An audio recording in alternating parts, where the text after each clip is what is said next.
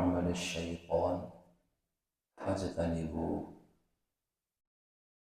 قال رسول الله صلى الله عليه وسلم: كل مسكر حرام. قال رسول الله صلى الله عليه وسلم: ما أسكر كثيره فقليله حرام.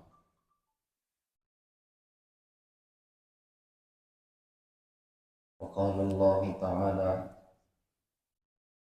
الصلح خير. صدق الله العظيم. اللهم صل وسلم على سيدنا محمد صلى الله عليه وعلى آله وصحبه وبارك وسلم. اللهم صل وسلم على سيدنا خاتم النبيين صلى الله عليه وعلى نبينا وعلى آله وصحبه وبارك وسلم. يا رب صل وسلم دائما أبدا على حبيبك خير الخلق كلهم، والحبيب الذي ترجى شفاعته لكل هول من الأهوال مقتحم. تمام حضرات درود پڑھ لیجیے۔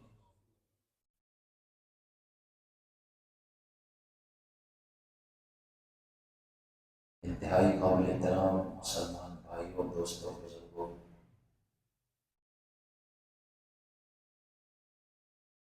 قرآن کریم میں اللہ تعالیٰ نے نشے سے، نشہ آور چیزوں سے بچنے کا حکم دیا۔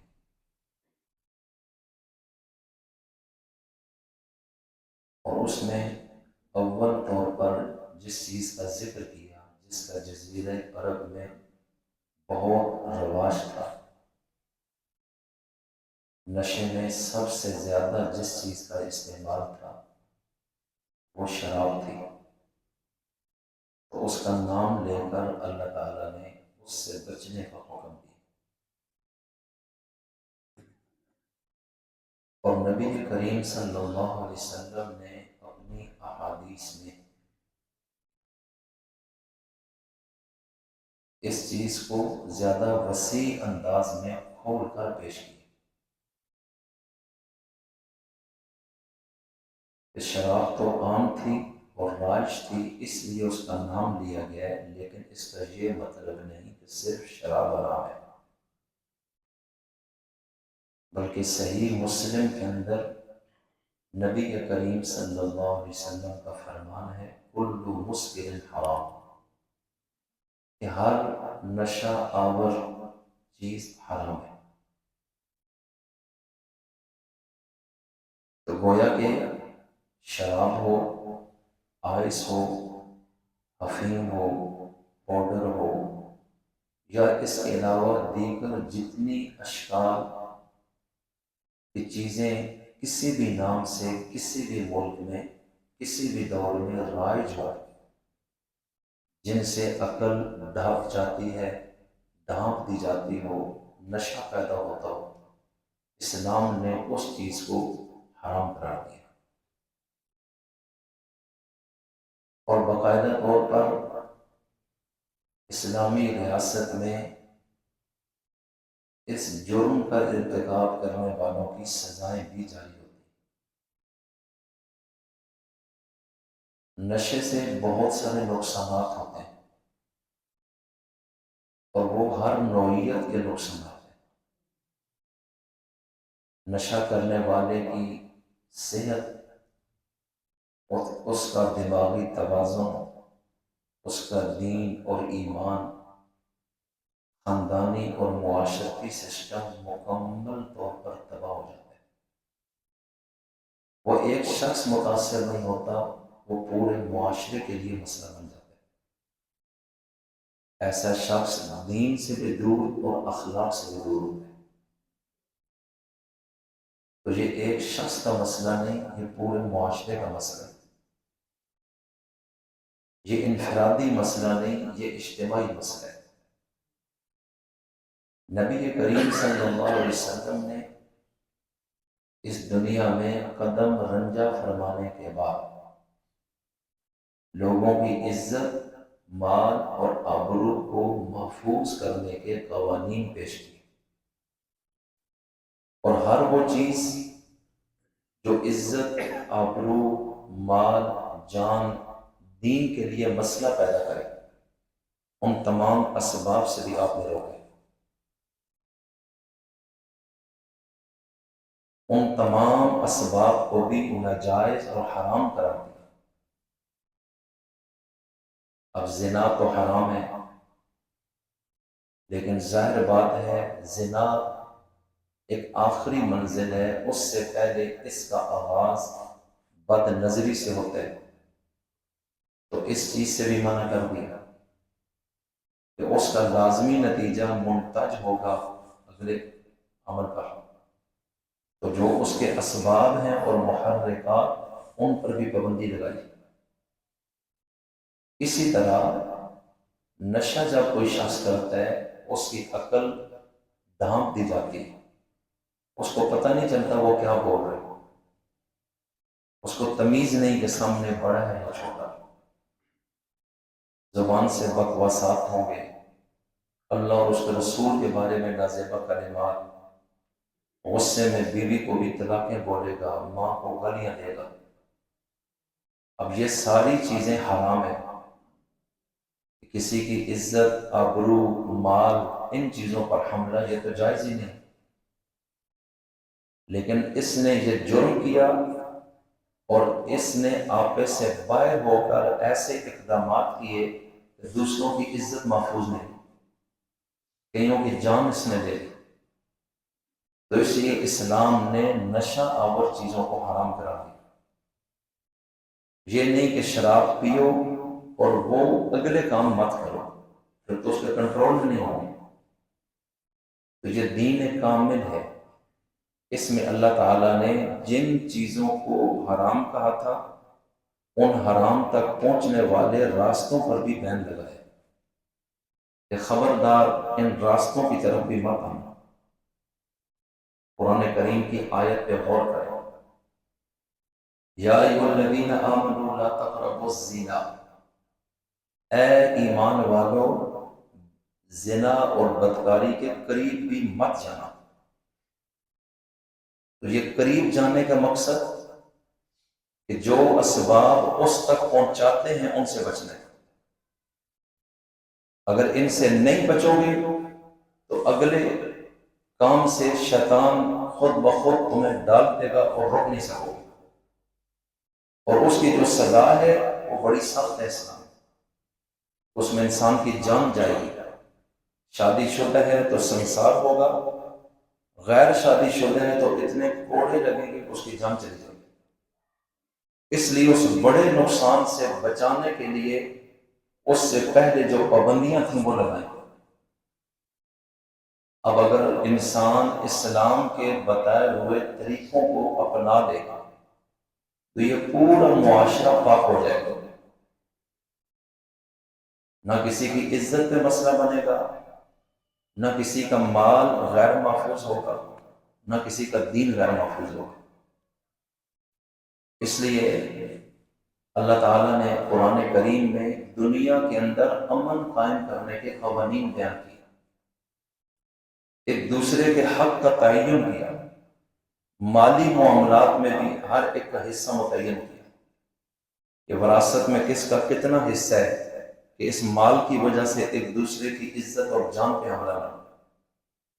ہر چیز خود کلیئر کر دی، نشہ آور چیزوں کو حرام کر دیا، دیگر بہت سارے، کسی کی عیب جوئی کرتا ہے، ٹو لگاتا ہے، جاسوسی کرتا ہے، غیبت کرتا ہے، کہنے کہ تو یہ چھوٹی چیزیں ہیں، لیکن جتنی دشمنی پیدا ہوگی کہ امن ختم ہو جائے، قتل قتال تک مسئلہ جائے۔ اس لیے ان تمام چھوٹے چھوٹے راستوں پر انسان کو پابند کیا کہ انسان بن کے رہو، نہ اپنے لیے مسئلہ بناؤ نہ کسی اور کے لیے، کیونکہ اگر تم اپنے آپ کو سنبھالو گے نہیں، جو ہم کہتے ہیں وہ نہیں کرو گے، تو اس کا نقصان تمہیں اٹھانا پڑے گا۔ سزا بھی تمہیں ملے گی اور عبرت بھی تم بنو گے۔ لیکن معاشرے کے اندر جو بد امنی پیدا ہو جائے گی، اب اس کو کور کرتے کرتے بڑا وقت لگ جاتا ہے۔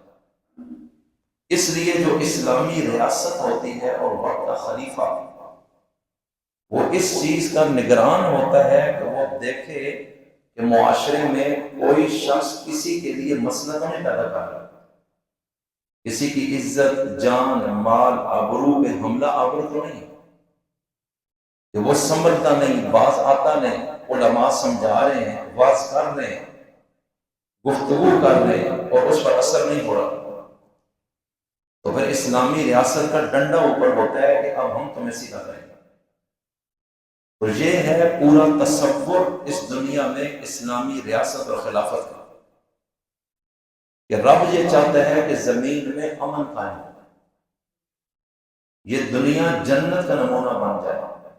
اب ظاہر بات ہے جب طاقتور چھوٹے کو دبائے گا، ناجائز استعمال کرے گا طاقت کا، اس کی چیزوں پہ قبضہ کرے گا، اس پر ظلم کرے گا، زیادتی کرے گا، بدماشی کرے گا، تو دنیا میں کسی نے تو انصاف کرنا ہے۔ اگر انصاف نام کی چیز نہ ہو تو آخر وہ مجبور ہو کہ کل اس کو قتل کرے گا، اس کے لوگ اٹھ کے کس کے بندوں کو ماریں گے، تو یہ سلسلہ روکنا تو کوئی نہیں۔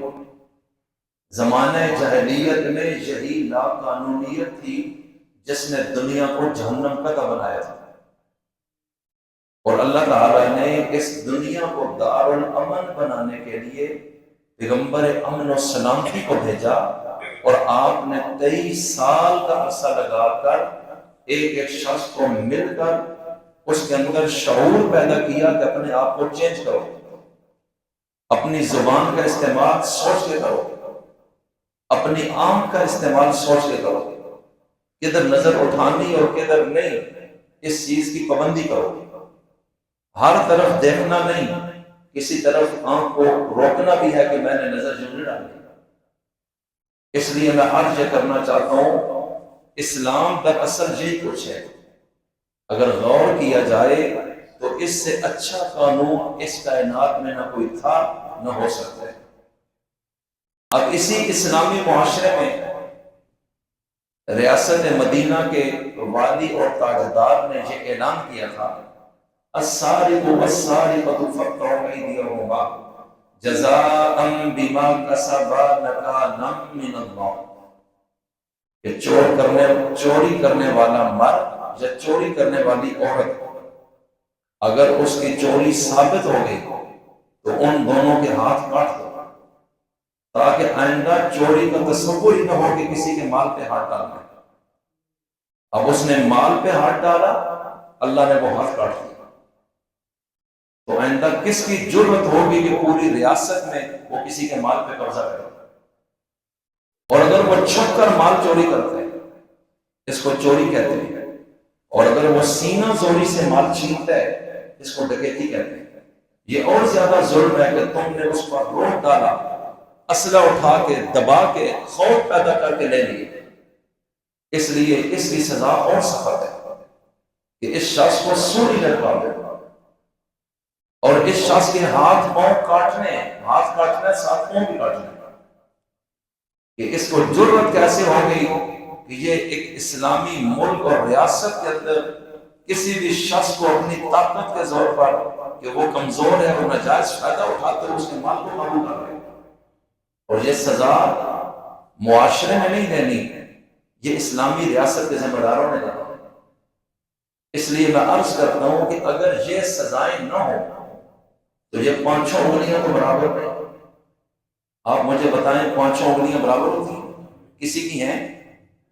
کچھ لوگ واضح و نصیحت سے سمجھ جاتے ہیں، کچھ لوگ تھوڑی سی سختی سے سمجھتے ہیں، کچھ لوگ ڈنڈے سے سمجھتے ہیں، اور کچھ لوگ پھر بھی نہیں سمجھتے۔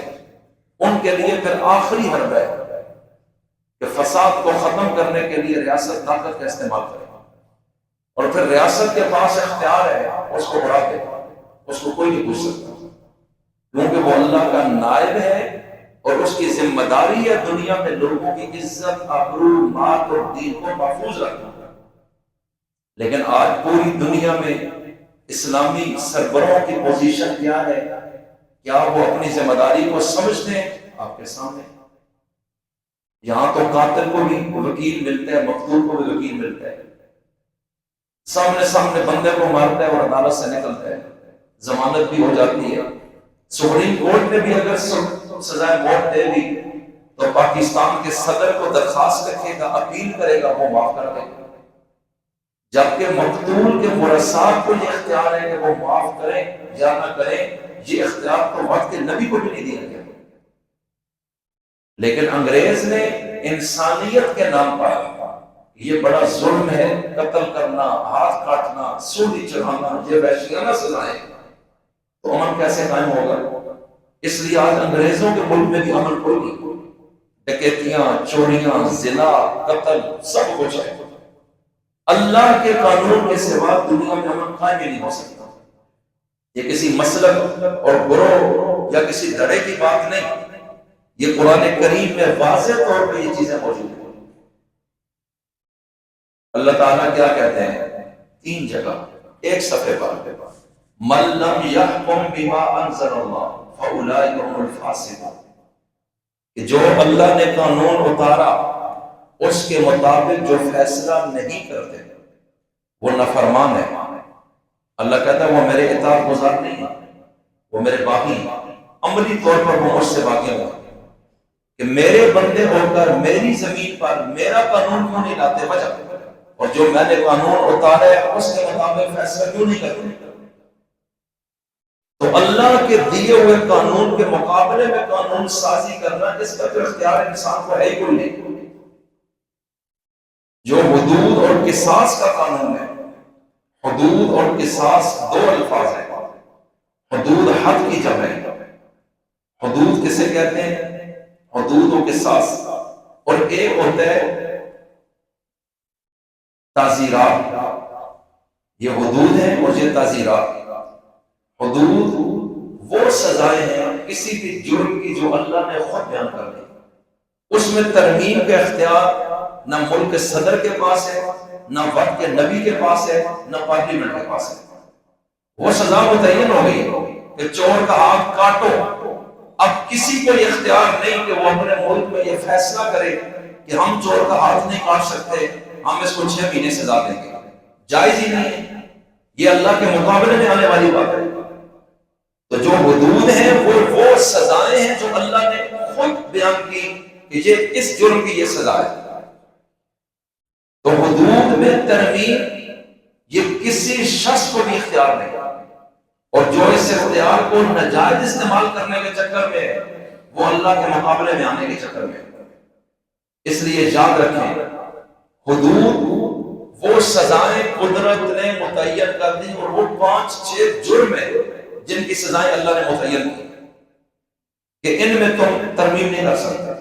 مثال دیتا ہوں، کسی نے جان بوجھ کے ارادہ قتل، آلہ قتل کے ساتھ کسی کو مار دیا، اب یہ قتل کی وہ قسم ہے جو ناقابل معافی ہے، اور اس میں قصاص ہے، اور یہ قرآن کریم میں ہے۔ اب قصاص جان بوجھ کے قتل کرنے والے پر رکھا گیا ہے کہ جان کے بدلے جان ہے۔ وَلَكُمْ فِي الْقِصَاصِ حَيَاةٌ يَا أُولِي الْأَلْبَابِ، اب ایک کو اس نے مارا، دوسرے کو اسلامی ریاست نے مار دیا، تو ظاہراً کیا ہے کہ ایک جان پہلے ضائع اور دوسری ہم نے کر دی۔ اللہ کہتا ہے اے عقل مندو، اس قصاص میں تمہارے لیے زندگی ہے اگر تم سمجھو، اگر تمہارے اندر اللہ کا خوف ہے تو یہ تم سمجھ جاؤ کہ اس قصاص کے قانون میں معاشرے کی زندگی چھپی ہوئی ہے، کہ جب ایک قاتل کو کھلے عام سزا ملے گی اور گردن اتر جائے گی، اور اس کو پتہ ہے اس مسئلے میں کوئی شخص بھی مجھے نہیں چھڑا سکتا اللہ کے قانون کے سامنے، نہ یہ بادشاہ کا اختیار ہے نہ قاضی کا، انہوں نے صرف فیصلہ پڑھ کے سنایا ہے، اور سزا ہر حال میں مجھے دی جائے گی، 2-4 بندوں کی گردن اترے گی، یقین جانے پورے ملک میں قتل رک جائے گا، اندر کوئی بھی نہیں کرے گا، مسئلہ بن جائے گا میرے۔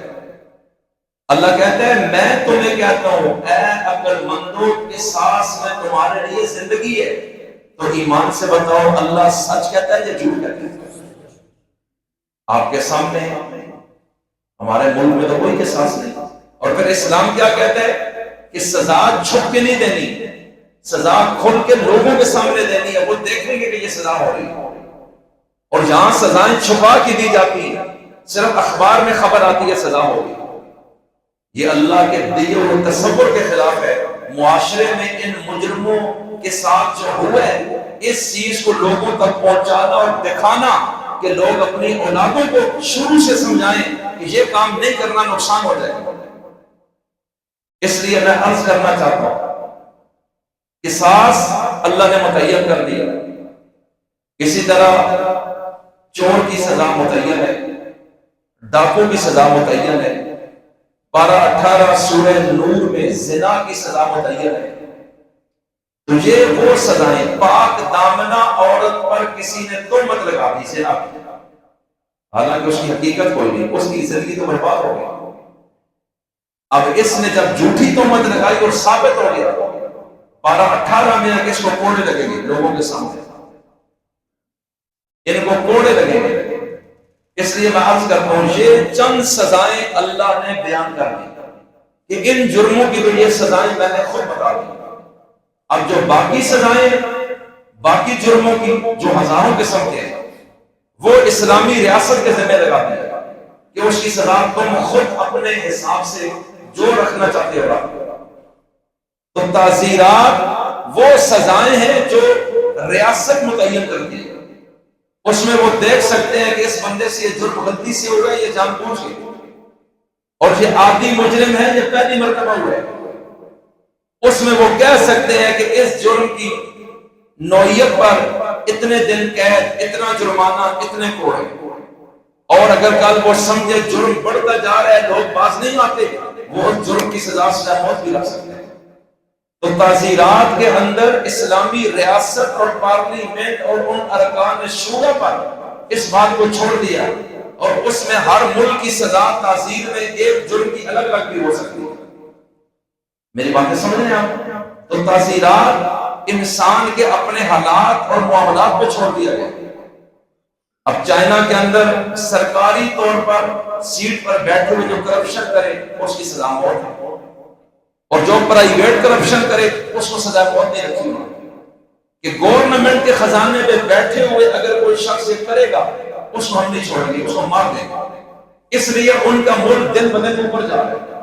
نہ وزیر اعظم کرپشن کر سکتا ہے، نہ نیچے کوئی بندہ کہ مجھے تو یہ لٹکا دیں گے. اور اگر پرسنل ذاتی معاملات میں نجی اداروں میں کسی نے کرپشن کی تو اس کی سزا انہوں نے تھوڑی سی کم رکھی ہے، کیونکہ اس ادارے کا سربراہ اور مالک خود نظر رکھے ہوئے، تو اس کا کوئی تو وارث ہے. لیکن سرکاری ادارے اور خزانے کو تو یہ ماں کا دودھ سمجھ کے ہڑپ کریں گے، ان کو تو پوچھے گا کوئی نہیں. اور یہ تو پوری ریاست اور پورے ملک کی عوام کا اثاثہ ہے، لہٰذا یہ جرم بڑا ہے، ڈاکو بڑا ہے، اس لیے اس کی سزا بھی بڑی رہتی ہے. اب سعودی عرب کے اندر منشیات کی سزا موت مقرر ہے کہ جس سے نشہ آور چیز برآمد ہوگی اس کو سزا موت ہو جائے گی. اور ہمارے ملک میں آپ کے سامنے اس میں کیا ہے کہ 1 کلو نکلے تو اتنی سزا ہے، پاؤ نکلے تو اتنی ہے، 2 کلو نکلے تو اتنی ہے. پیکج دی ہوئے ہیں. کس طرح روسی ہمیں کہتے ہیں آپ لوگوں کو سمجھانے نشے سے بچیں، تو آپ بھی تو کوشش کریں نا. آج گورنمنٹ نے ہم سے رابطہ کیا کہ آپ نشے پر بات کریں، تو ہم ان سے بھی کہتے ہیں کہ آپ بھی کوشش کریں. ایک دفعہ ذرا سزا ٹیٹ کر دیں گے نا تو ہمیں تقریروں کی ضرورت ہی نہیں پڑے گی، کیونکہ لوگ تقریر کو کم مانتے ہیں، ڈنڈے کو زیادہ تسلیم کرتے ہیں. میں صحیح کہہ رہا ہوں؟ تو سا اپنا زیادہ پتہ ہے نا کوئی چیز زیادہ اثر کرتی ہے، اور ماں بھی پتہ ہے ڈنڈے سے لوگ ڈرتے ہیں. تو اس لیے میں عرض یہ کرنا چاہتا ہوں، اللہ نے جو قانون اتار دیا، اگر ہم اس چیز کو یقین کے ساتھ سمجھ جائیں کہ اس سے اچھا قانون کائنات میں کوئی نہیں، اور یہ واقعی اللہ کی کتاب ہے، اس میں ڈاؤٹ بھی کوئی نہیں، تو پھر اس کے بعد اس قانون کو اللہ کی زمین پر نہ لاگو کرنا یہ منطق سمجھ سے باہر ہے. ہر شخص یہ چاہتا ہے کہ میرا مال محفوظ ہو. آپ میں سے کوئی بندہ یہ چاہتا ہے میرے گھر چوری ہو؟ بولو. آپ چاہتے ہیں ڈاکو آپ کا مال لوٹ لیں؟ جس سے پوچھے گا وہ کہے گا میں نہیں چاہتا. میں چاہتا ہوں میرا مال محفوظ ہو، ڈکیتی بھی نہ ہو، عزت محفوظ ہو، میری چاردیواری محفوظ ہو، میری آبرو محفوظ ہو، میرے گھر کا تقدس پامال نہ ہو، میں یہ چاہتا ہوں، اور کوئی طاقتور میرے اوپر ظلم نہ کر سکے، میں یہ چاہتا ہوں، میں آزادی چاہتا ہوں اور آزاد جینا چاہتا ہوں، اور کوئی طاقتور یا پیسے والا شخص زور بازو پر مجھے نیچے نہ لگائے، غلام نہ بنائے، بس میں اللہ کا بندہ بن کر اللہ کی زمین پہ خوشی کی زندگی گزارنا چاہتا ہوں، کوئی میرے لیے مسئلہ نہ بنائے، میں یہی چاہتا ہوں۔ اور 25 کروڑ عوام میں ہر شخص یہ چاہتا ہے، جو ارب پتی ہے وہ بھی کہتا ہے میرے مال کو کوئی بھی نہ لوٹے، غریب بھی یہ چاہتا ہے میرے مال پہ کوئی بندہ بھی ہاتھ صاف نہ کرے۔ تو پھر اللہ کہتا ہے اس کا راستہ یہ ہے کہ جو بندہ گڑبڑ کرے اس کا ہاتھ ہم کاٹ دیں، لگاؤ یہ قانون اپنے ملک میں۔ اب کہتے ہیں نہیں یہ ہم نہیں کر سکتے۔ او بھائی کیوں؟ جب آپ ہاتھ چور کا کاٹیں گے تو آپ کا مال محفوظ ہوگا، تو اس سے پریشانی چور کو بننی چاہیے، آپ کو کیوں ہو رہی ہے؟ اور اگر آپ سزا دیں گے قاتل کو تو آپ کی جان محفوظ ہوگی، تو ڈرے گا قاتل، آپ کو پریشانی کیوں ہے؟ کہتے ہیں امریکہ ناراض ہوگا، پابندیاں لگ جائیں گی، اقوام متحدہ نے بڑے سخت قانون بنائے، ہم دنیا میں رہ کے کیسے آگے چلیں گے؟ تو پھر بات تو آ گئی نا پیٹ پہ، اور اللہ بار بار کہتا ہے رزق دینے والا کون ہے؟ بات تو ختم ہو گئی، توحید کہاں گئی؟ اور جو کلمہ پڑھا وہ کہاں چلا گیا؟ کہ پابندیاں لگیں گی، ہم پیچھے چلے جائیں گے، کھائیں گے کہاں؟ قرضوں میں مسئلہ ہے، اس لیے ہم اکیلے نہیں چل سکتے، ہم یہ سزا نہیں لا سکتے۔ تو پھر ٹھیک ہے چوری ہوتی رہے، ڈکیتی ہوتی رہے، ہمیں کیوں کہتے ہو کہ آپ لوگوں کو سمجھائیں؟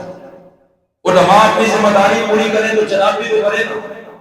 جو پارلیمنٹ میں ہے وہ ایک دفعہ قانون بنا دیں کہ چور کی سزا ہاتھ کٹا، اور جمعے کے بعد جامع مسجد کے بعد ہر شہر میں وہاں کے چوروں کے ہاتھ کاٹے جائیں گے، آپ یقین جانیں ہمیں تقریر کی ضرورت ہی نہیں پڑے گی، بلکہ لوگ ہمارے پاس آئیں گے دعا کرو اور بچہ گڑبڑ نہ کرے، پھر ہم دعا کریں گے، ہم تقریر کریں، اور لوگ کہتے ہیں جی معاشرہ گمراہ ہے، مولوی ذمہ داری پوری نہیں کرتے۔ وہ ساری ذمہ داری مولوی کی نہیں ہے، کچھ ماں باپ کی بھی ہے، کچھ اسلامی ریاست کی بھی ہوتی ہے۔ یہ سارے مل کے کام کریں گے پھر معاشرہ امن کا گہوارہ بنے گا۔ آپ پورا بوجھ اور لوڈ ایک طبقے پر کیسے ڈال سکتے ہیں؟ ہم لوگوں کو سمجھا سکتے ہیں، ہمارے پاس پاور تو نہیں کہ ہم انہیں سزا دے سکیں۔ ایک بندہ یہ کہے جی نہیں میں نہیں مانتا آپ کی اس بات کو، مجھے اختلاف ہے، تو ہم تو کچھ نہیں کر سکتے۔ لیکن جب قاضی اور جج فیصلہ سناتا ہے وہ بندہ ہلتا بھی نہیں، پولیس پکڑ لیتی ہے، چل سیدھا ہو۔ وہ اوپر کی عدالت میں جاتا ہے، وہاں سے بھی فیصلہ، وہاں بات ہی نہیں کر سکتا کہ میں نہیں مانتا آپ کے فیصلے کو، اس کو پتہ ہے پیچھے پاور ہے، پوری ریاست پیچھے کھڑی ہے، میری کیا ضرورت ہے کہ میں جج کے فیصلے کے سامنے آئیں بائیں شائیں کروں؟ لیکن چونکہ علماء کی بیک پہ ریاست نہیں ہے، اس لیے وہ جب بات کریں کوئی مانے نہ مانے کوئی فرق نہیں پڑتا ہے۔ تو آپ میں سے کون کون یہ چاہتا ہے کہ ہمارے ملک میں امن قائم ہونا چاہیے؟ تو پھر جو اللہ کا قانون ہے ایمان سے بتاؤ وہ ہمارے ملک میں آنا چاہیے یا نہیں آنا چاہیے؟ عجیب بات ہے، 80 سال سے مسلمانوں سے کہتے ہیں اللہ کا قانون نافذ کرو، وہ کہتے ہیں ہم نہیں کرتے۔ یعنی اوپر جو بیٹھے ہیں وہ کافر نہیں، وہ بھی مسلمان ہے، کلمہ پڑھتے ہیں حلف اٹھا کے آپ نے، اور وہ بھی ترجمے پڑھتے ہیں کہ یہ سزا قرآن میں کہتے ہیں مولوی کو سخت۔ اب مجھے بتاؤ کیا کریں گے؟ غیر مسلم اپنے ملک میں یہ سزائیں نہیں لاگو کرے گا کیونکہ وہ تو قرآن کو مانتا نہیں، لیکن جب ہم کہتے ہیں یہ قرآن قانون الہی ہے اور ہم اللہ کے قانون کے پابند ہیں اور یہ زمین اللہ کی امانت ہے، کچھ وقت کے لیے اس نے ہمیں دی اور قیامت میں ہم سے پوچھے گا، تو پھر ہم اتنے عقیدے کے اظہار کے بعد بھی اپنے ملک میں یہ قانون کیوں نہیں لاتے؟ آخر رکاوٹ کیا ہے؟ ان چیزوں کو بڑی گہرائی سے سمجھنے کی ضرورت ہے۔ اور ہم نے یہ کہا تھا پاکستان کا مطلب کیا مطلب تھا؟ کہ اللہ کا قانون ہوگا، اللہ کے علاوہ کوئی طاقت نہیں، اس ملک میں صرف طاقت کا سرچشمہ اللہ ہوگا، حاکمیت اعلیٰ اس کی ہوگی۔ کیا ہم نے دھوکہ نہیں دیا لوگوں کو؟ کیا ہم نے جھوٹی تحریک نہیں چلائی؟ کیا ہم نے مذہبی کارڈ استعمال کر کے لوگوں کو ساتھ لگا کر تحریک میں جان نہیں ڈالی؟ اور جب یہ سارا کچھ ہو گیا اور اسلام کے نام پر لوگ اٹھے اور 1.5 کروڑ لوگ ہجرت کر گئے، خاندان اجڑ گئے، لاکھوں لوگ قبروں میں چلے گئے، پوری ٹرینوں کے اندر آتے ہوئے مسافروں کو زندہ جلا دیا گیا، یہ تاریخ میں موجود ہے کہ ہم کسی ایسے ملک میں جائیں گے جہاں رات کو پہنچیں گے، صبح اٹھیں گے تو ہر طرف قانون الہی کا سماع ہوگا، لیکن وہ بہار نہ انہوں نے دیکھی نہ ان کی چوتھی نسل آج تک دیکھ سکتے۔ اس لیے یاد رکھیے یہ زندگی چند روز ہے اور اس نے گزر ہی جانا ہے۔ پہلے بھی کئی آئے اور یوں ہی گئے، یہ کسی کے بس میں نہیں ہے کہ وہ اپنی زندگی کو روک سکے۔ جو سمجھتا ہے میں بہت طاقتور ہوں، موت سے اپنے آپ کو بچائے۔ کتنے جرنیل ملک میں آئے، وزیر اعظم آئے، کہاں چلے گئے؟ جتنے امیر لوگ آئے پچھلی صدی میں وہ کہاں ہیں؟ تو موت دن بدن انسان کو قابو کر رہی ہے، قریب آ رہی ہے۔ یہ بھاگتا ہے میں بچوں گا، بچ نہیں پاتا۔ اب اللہ کہتا ہے مَن لَّمْ يَحْكُم بِمَا أَنزَلَ اللَّهُ، جو اللہ کے اتارے ہوئے قانون کے مطابق فیصلہ نہیں کرتے، فَأُولَٰئِكَ هُمُ الْفَاسِقُونَ، وہ فاسق اور نافرمان ہے۔ یہ کون کہہ رہے؟ ترجمہ خود کر لیں، ترجمہ بڑا سخت ہے لیکن یہ میں نے تو نہیں بنایا۔ اب تھوڑا سا آگے چلیں، اللہ کیا کہتے ہیں؟ مَن لَّمْ يَحْكُم بِمَا أَنزَلَ اللَّهُ فَأُولَٰئِكَ هُمُ الظَّالِمُونَ، کہ جو قانون اللہ نے اتارے جو اس کے مطابق فیصلہ نہیں کرتے وہ ظالم ہے۔ یہ کون کہہ رہے ہیں؟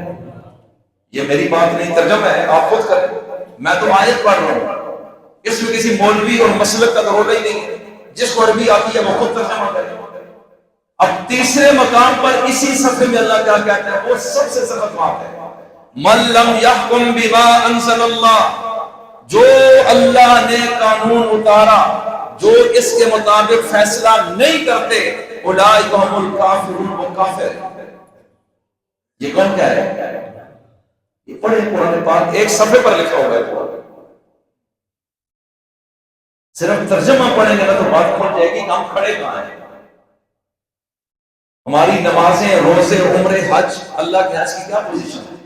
ابو جہل اینڈ کمپنی بہت حج اور عمرے کرتے تھے، رہتا جو وہیں تھا مکہ، حاجی آتے ہیں ان کو پانی پلا رہے، صدقہ کرتا ہے، خیرات کرتا ہے، دسترخوان بچھاتا ہے کہ میں مکہ کا چودھری ہوں، جو لوگ بھی آئیں ان کو کھانا کھلائیں، پورے خانے کعبے کا ٹھیکیدار بنا ہوا ہے، اور مسلمانوں پر زیادتی کرتے ہیں، بت پرستی بھی کرتے ہیں، بیت اللہ کی تعمیر میں بھی ٹاپ و ٹاپ شریک ہے، پیسہ بھی لگا رہے ہیں، سارے کام کر رہے ہیں۔ اب اس طرف وہ خانہ کعبہ کا متولی ہے، اللہ کے گھر بیت اللہ کا انچارج ہے، یہ کوئی چھوٹی چیز ہے۔ اور دوسری طرف مسلمان جو دنیا میں امن کے لیے کھڑے ہیں اور وہ ہر ایک کے حق کی بات کر رہے ہیں، مظلوموں کے حمایتی ہیں، کمزوروں کا ساتھ دیتے ہیں، بیواؤں یتیموں کے دستگیر بنے ہیں، اور ان کو بھی ظلم سے روکتے ہیں کہ مذہبی کارڈ استعمال کر کے خانہ کعبہ کے متولی بنتے ہوئے زیادتی کیوں کر رہے ہو لوگوں پہ۔ اب یہ ساری باتیں کرتے کرتے کرتے آخرکار وہ کہنے لگے وہ بات سنو، تم جتنے بھی ہو نا ہمارے مرتبے کو نہیں پہنچ سکتے، کیونکہ ہم حاجیوں کو پانی پلاتے ہیں، ہم ان کو روٹی کھلاتے ہیں، ہم مسجد کی تعمیر کرتے ہیں، بیت اللہ کی تعمیر پہ پیسہ لگاتے ہیں، تو اگر ہم تمہیں نہ بھی مانے ہمیں کیا فرق پڑتا ہے، ہم بڑے عظیم لوگ ہیں۔ اب اللہ تعالیٰ نے سورہ توبہ میں فرمایا اجعلتم سقایۃ الحاج وعمارۃ المسجد الحرام کمن آمن باللہ والیوم الآخر وجاہد فی سبیل اللہ۔ اللہ کہتا ہے مغز تمہارا خراب ہو گیا کہ جو اللہ پر ایمان لائے، اس پر یقین کرتا ہے اور آخرت پر بھی یقین رکھتا ہے کہ میں نے کل جواب دینا ہے، اور اللہ کے راستے میں جہاد کرتا ہے، جان اور مال کھپا رہا ہے کہ اس زمین پر اللہ کا قانون لاگو ہو جائے، انسانوں کا قانون نہ رہے، انسانوں کو رب کے قانون کا تحفظ ملنا چاہیے۔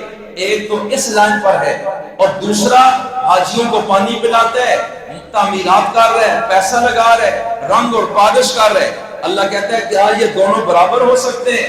اس ایمان کے مقابلے میں تم اس عمل کو لا کر پیش کر رہے ہو فرمایا کوئی حیثیت نہیں تمہاری، سنو ان ایمان والوں کو رب نے جنت کی خوشخبری دی ہے، اور اتنے بڑے بڑے کام کرنے کے بعد بھی اللہ نے تمہارے لیے جہنم کا فیصلہ کیا ہوا ہے، اس لیے کہ تم انصاف اور حق کے ساتھ نہیں کھڑے، تمہارے ان عملوں کی کوئی حیثیت اللہ کے ہاں نہیں۔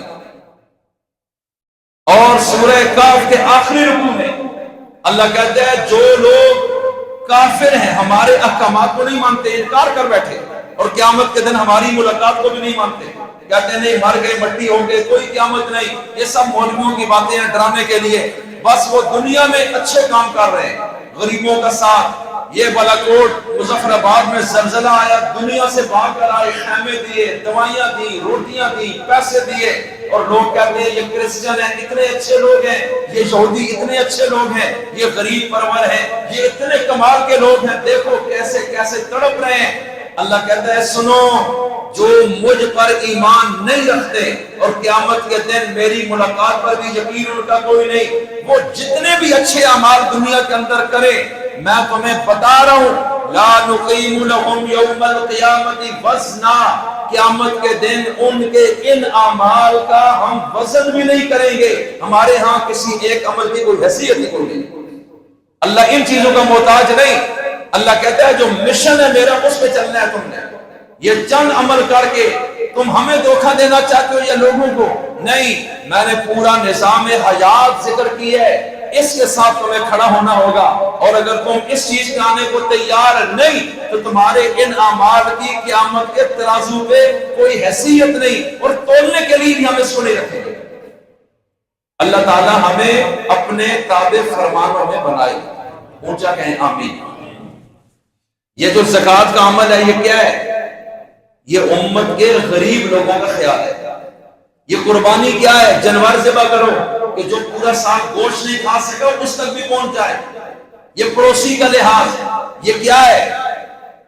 اس لیے میں عرض کرتا ہوں ایک ایک قدم پر رمضان کے روزے آپ نے رکھے، اللہ کہتا ہے نہیں قبول کروں گا، صدقہ فطر نکال غریب کو دے پہلے، اور اللہ فرشتوں کو کہتا ہے اس نے صدقہ فطر دی ہے، وہ کہتے ہیں ابھی نہیں، اللہ کہتے ہیں اس کے روزے تراویح نماز قرآن اعتکاف سب چیزوں کو سائڈ پہ رکھو، جب تک صدقہ فطر غریب کو نہیں دے گا یہ قبول نہیں ہو سکتا۔ اس کے دل میں مال کی محبت ہے، یہ کیوں اعتکاف میں آیا ہے؟ اعتکاف تو ایک کورس ہے، یہ اس کا ایک ظاہر ہے، اس کے اندر ایک روح تھی اور وہ ہماری عظمت اور اہمیت تھی، اگر وہ اس کے دل میں نہیں آئی تو اس اعتکاف کی شکل کو ہم نے لے کے کیا کرنا ہے؟ اس لیے میں عرض کرنا چاہتا ہوں میرے نبی نے ایک با مقصد جماعت تیار کی کہ اس دنیا میں تم نے امن کے قیام کے لیے کھڑے ہونا ہے، اللہ کے حقوق کا بھی تحفظ، مخلوق کے حقوق کا بھی تحفظ کرنا ہے۔ کیا آپ کے علم میں نہیں کہ جب میرے نبی کا انتقال ہوا غالباً خلیفۃ الرسول صدیق اکبر کا یہ خطبہ ہے، اور جات یہ پڑھتا ہے یہ انہوں نے بولا ہے، اگر ان کا نہیں پھر حضرت عمر کے خطبے میں ہے، ان دو میں سے ایک کے، اور غالب گمان یہی ہے کہ حضرت صدیق اکبر کا خطبہ ہے جس میں انہوں نے پہلی تقریر جو کی حضور کے بعد منبر نبوی پہ کھڑے ہو کے، اس میں یہ بات بتائی تھی کہ تم میں جو طاقتور ہے وہ میرے سامنے کمزور ہے، جب تک میں اس سے غریب کا حق نہ دلوا دوں، اور جو کمزور ہے وہ میرے سامنے طاقتور ہے، جب تک میں اس کا حق ظالم سے چھین کے اس کو نہ دے دوں۔ اور جہاں تک فرمایا کہ جو اپنے آپ کو فن خان سمجھتا ہے، یاد رکھے اگر اس نے اسلامی ریاست میں کوئی انصاف کا قتل کیا یا کسی کا حق غصب کیا تو میں اپنا پاؤں اس کی گردن پہ رکھ کے غریب کا حق نکال تک میں اس تک پہنچا دوں گا۔ یہ حضرت صدیق اکبر کا وہ خطبہ ہے جس نے پوری ریاست کے سامنے رکھ دیا کہ خلیفہ وقت کس ذمہ داری کو ادا کرے گا۔ نماز پڑھنا، روزہ رکھنا، زکوٰۃ دینا یہ تمہارا اپنا عمل ہے، لیکن میں زیادتی نہیں ہونے دوں گا، بے انصافی نہیں ہونے دوں گا، اور اس چیز کو میں پوری کڑی نظر رکھوں گا تمہارے اوپر، اس لیے کوشش کرو کسی کا مقدمہ میری عدالت میں نہ آئے۔ اور آج یہ کہاں ہے؟ آپ کے سامنے، پوری دنیا میں کہیں بھی نہیں ہے، مفادات کی جنگ ہے، اور یہ قیامت کی علامات میں سے ہے۔ اللہ مجھے اور آپ کو اپنے نبی پر صحیح ایمان لانے کی اور ان کی بات کو صحیح سمجھنے کی توفیق عطا فرمائے۔ قرآن پاک کا ترجمہ اگر ہم پڑھیں ایمان سے کہتا ہوں 50% ہمارا رخ سیدھا ہو جائے گا، یہ میں گارنٹی سے بول رہا ہوں، 50% ہم سیدھے راستے پہ ڈائریکشن پہ آ جائیں گے، ہمیں اندر سے سمجھ آ جائے گا صحیح کیا اور غلط کیا ہے. ہمیں مولویوں سے بھی پوچھنے کی ضرورت نہیں پڑے گی اس 50%. یہ قرآن پاک خود بخود اپنا راستہ بنا دیتے ہیں. اور بار بار اللہ یہ کہتے ہیں قرآن میں غور کیوں نہیں کرتے, اس میں تفکر تدبر کیوں نہیں کرتے ہو؟ تو کیا ہم نے کتنی زندگی میں کبھی کیا؟ ہمیں تو کچھ پتہ نہیں اللہ کیا کہتے ہیں. ہمیں تو صحیح پڑھنا بھی نہیں آتا, سمجھنا تو بڑے دور کی بات ہے. ہم صرف ہوا میں اوپر تقریر سنتے چلے جاتے ہیں, کبھی اس میں غور نہیں کرتے اللہ کہتا کیا ہے. ایک طرف اللہ کی بات ایک آیت, اور ایک طرف مولویوں کی 1000 گھنٹے کی تقریر. یہ جو آیت اپنا کام کرے گی وہ تقریر اتنا نہیں کر پائے گی. اس لیے میں عرض کرتا ہوں آج ہمارے اندر یہ مسئلہ ہے کہ ہم وقت نکالنے کو تیار نہیں, اور 10-15 منٹ بھی ہم قرآن پاک کو 24 گھنٹے میں سے دینے کو تیار نہیں. صرف پیسے کی دوڑ, شہرت, عہدہ اور طاقتور لوگوں کو پوجنا, پیسے والوں کو پوجنا, دن بدن بس اسی چکر میں. اس کے علاوہ ہماری کوئی بھی زندگی نہیں. ہمارے دل میں اللہ کی طاقت کا یقین ہی کوئی نہیں آیا آج تک. جہاں پیسے کی چمک ہماری دوڑ ادھر ہوتی ہے, ہماری کوشش ہوتی ہے اس کے ساتھ ہماری سلفی ہو. جس کے پاس عہدہ چلا جائے ہم اس کے پیچھے بھاگتے ہیں. کوئی MLA وزیر ہے, اس کے سر میں بھی درد ہو ہم اس کو پوچھنے کے لیے جاتے ہیں, اور پڑوس میں غریب مر جائے ہم اس سے پوچھنے کو بھی تیار نہیں. ہمارے اندر دنیا ہے, ہمارے اندر آج تک خدا آ ہی نہیں سکا ہے. اور ہمارے نبی غریبوں کی طرف جاتے تھے, یتیموں کی طرف جاتے ہیں, بیواؤں کی طرف جاتے ہیں. آپ کبھی طاقتوروں کے پیچھے نہیں پھرے, نہ مالداروں کے پیچھے. میرے نبی کی زندگی کا ایک واقعہ ایسا ہے تو آپ مجھے بتا دیجیے.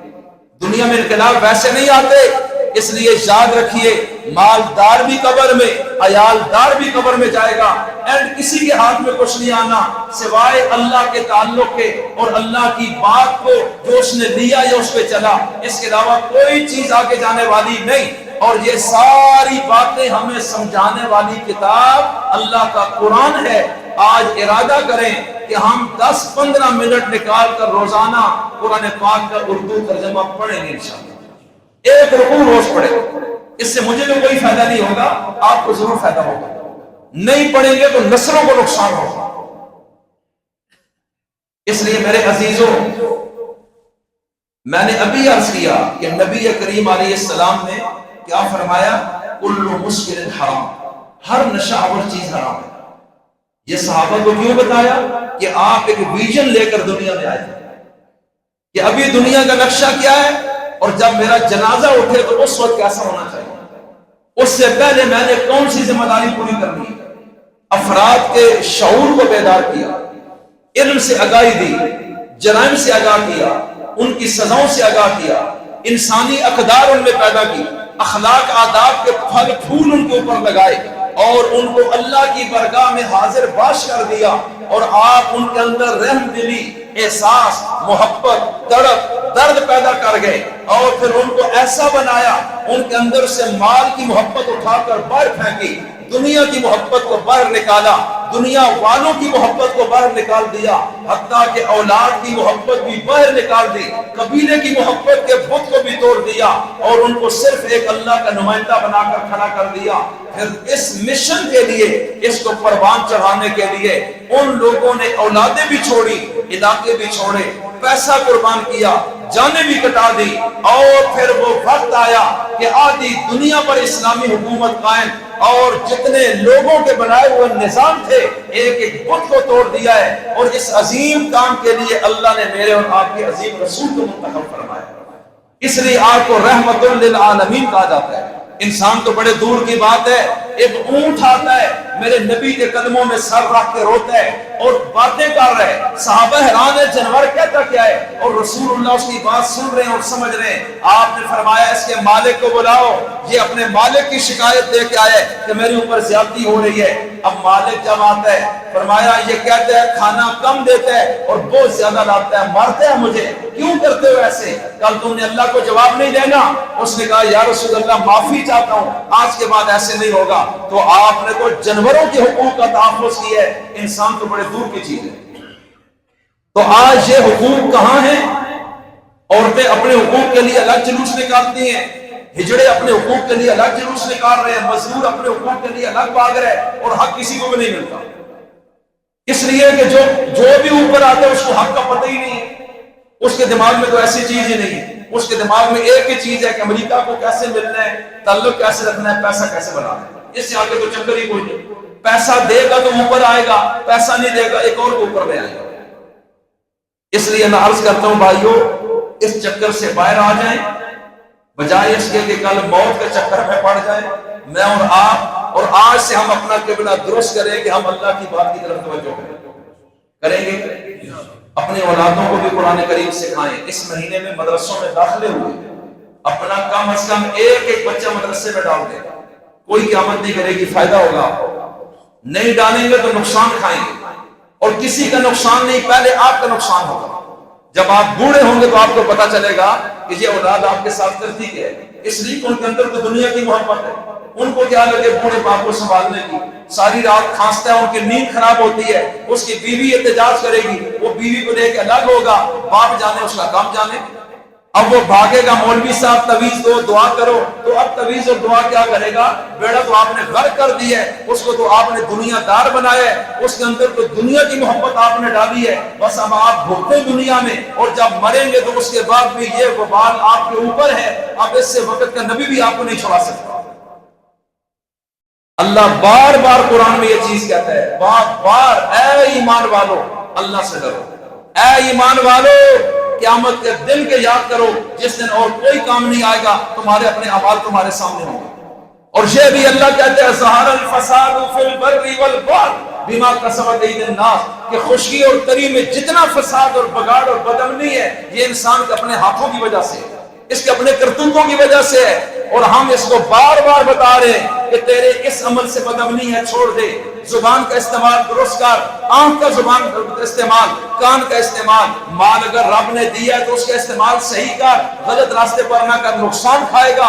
اور آج دنیا میں بد امنی تیری وجہ سے پیدا ہو رہی ہے، تو ہم چاہتے ہیں دنیا امن کا گہوارہ بنے، اور جتنی جنگیں بھی ہیں ان میں بھی جتنی شکل بن سکتی ہے امن کی طرف، فرمایا کہ یہ بہترین راستہ ہے، الصلح خیر، فرمایا بہرحال صلح سب سے بہترین چیز ہے، اس لیے کہ لڑائیوں میں کبھی مقصد نہیں ہوئے۔ آپ کے سامنے امریکہ نے کتنی مرتبہ طاقت کا ناجائز استعمال کیا، پوری دنیا میں جہاں بھی جو کمزور اس نے دیکھا اس پہ چڑھ دوڑا۔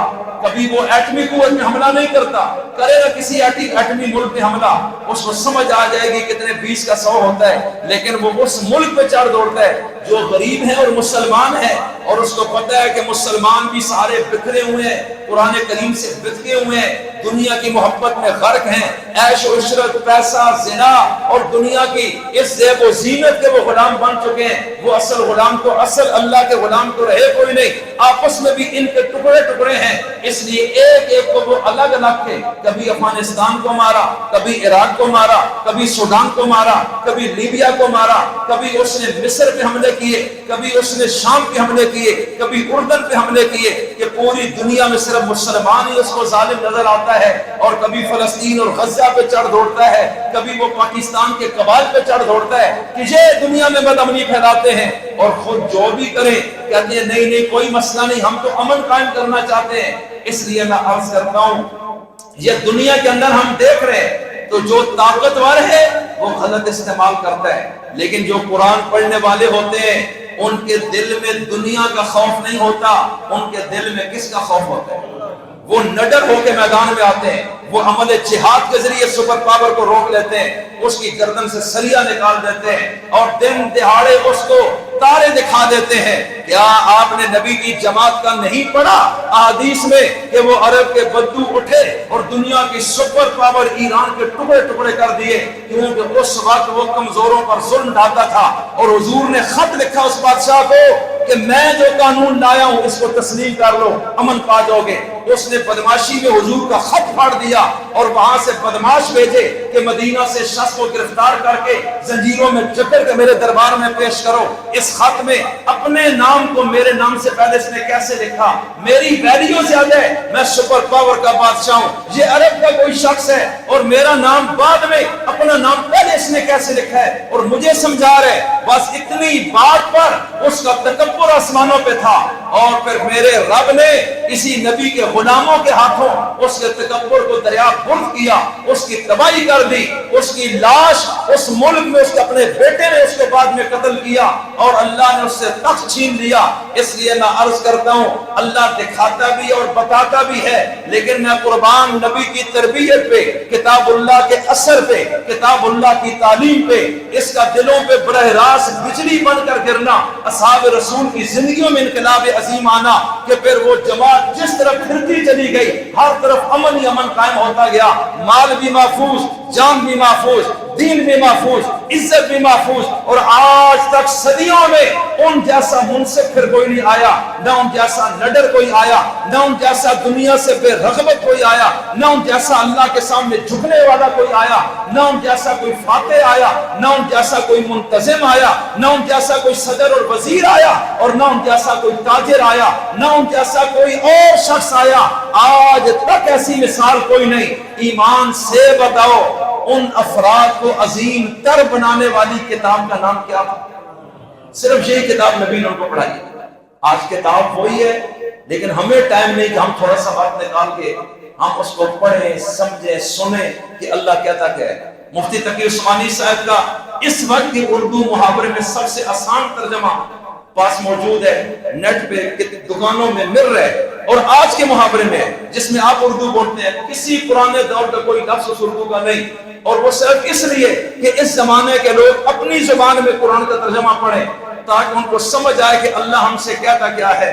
تو اس کو صرف خریدنے تھوڑے سے پیسے لگیں گے, نہیں ہے جس کے پاس مجھے بتائیں میں انتظام کر دوں گا, لیکن آپ اس کو گھر پڑھیں, اپنے بچوں کو کہیں کہ آپ آدھا گھنٹہ روز قرآن پاک کا 1-2 رکوع پڑھ کے ترجمہ پڑھ لیں, پھر اگلے دن 1 سے 1.5 سال میں پورا قرآن نظر سے گزر جائے گا. اخبار کو اتنا وقت ہم دیتے ہیں, اللہ کی کتاب کو بھی ذرا دے دیں.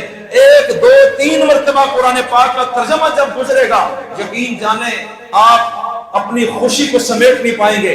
آپ کے اندر ایک انقلاب آئے گا جو میں بیان نہیں کر سکتا. یہ جو اس میدان میں اترتا ہے اس کو پھر اندازہ ہوتا ہے, اور آپ اس وقت کہیں گے کہ انہوں نے بہترین مجھے مشورہ دیا ہے. تو قرآن کریم پڑھنے کی کوشش کریں گے, ترجمہ سمجھنے کی کوشش کریں. جو مشکل چیز ہو اپنے کسی قریبی عالم دین سے رابطہ کر کے آپ اس سے وضاحت لے لیں, اور انشاءاللہ کوئی مشکل نہیں ہوگی. اللہ سمجھ کی اور عمل کی توفیق عطا فرمائے. وما علینا الا البلاغ.